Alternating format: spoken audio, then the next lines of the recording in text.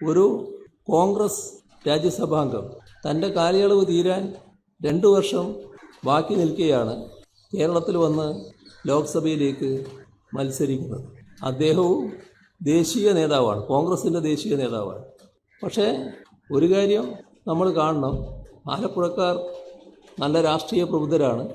അതുകൊണ്ട് തന്നെ അദ്ദേഹം അവിടുന്ന് കരകയറാൻ പോകുന്നില്ല. അദ്ദേഹത്തിന് ജയിക്കാൻ അവിടെ സാധ്യതയില്ല. പക്ഷേ ഇവിടെ ഉയരുന്ന ചോദ്യം, അദ്ദേഹം ജയിക്കുകയാണെങ്കിൽ സംഭവിക്കുന്നത് എന്താണ്? ജയിക്കുകയാണെങ്കിൽ രാജസ്ഥാനിൽ നിന്നും രാജ്യസഭയിലേക്ക് ഒരു BJP അംഗമാണ് പകരം പോവുക. കാരണം ഒരു സീറ്റാണ് ഒഴിവ് വരുന്നത്, ആ സീറ്റിലേക്കാണ് തിരഞ്ഞെടുപ്പ്. അപ്പോൾ BJPക്കാണ് ഇപ്പോൾ അവിടെ മുൻതൂക്കം. ആ BJPയുടെ സ്ഥാനാർത്ഥി ജയിച്ചു പോവുകയാണ് ചെയ്യുക.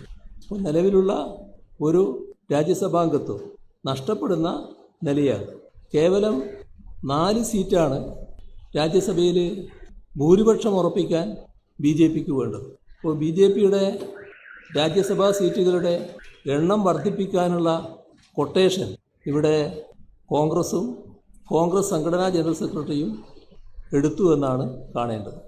വേണമെങ്കിൽ BJP രാജ്യസഭയിൽ ഭൂരിപക്ഷം നേടിക്കോട്ടെ എന്ന മനോഭാവമാണ് കോൺഗ്രസ്സിന് ഉള്ളത് എന്നാണ് ഇതിൽ നിന്നും മനസ്സിലാക്കിയത്. പക്ഷേ ആ ആപത്ത് വരാനിടയില്ല.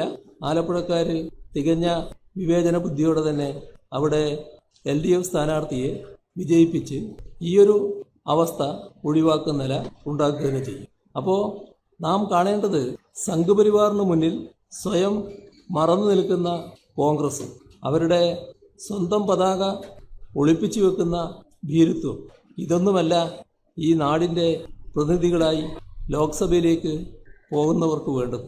അവർക്ക് നല്ല ആശയ വ്യക്തതയും നിലപാടിൽ ദൃഢതയും വേണം. ദേശീയ പ്രശ്നങ്ങളിൽ ആർജവത്തോടെ പൊരുതാൻ കഴിയണം.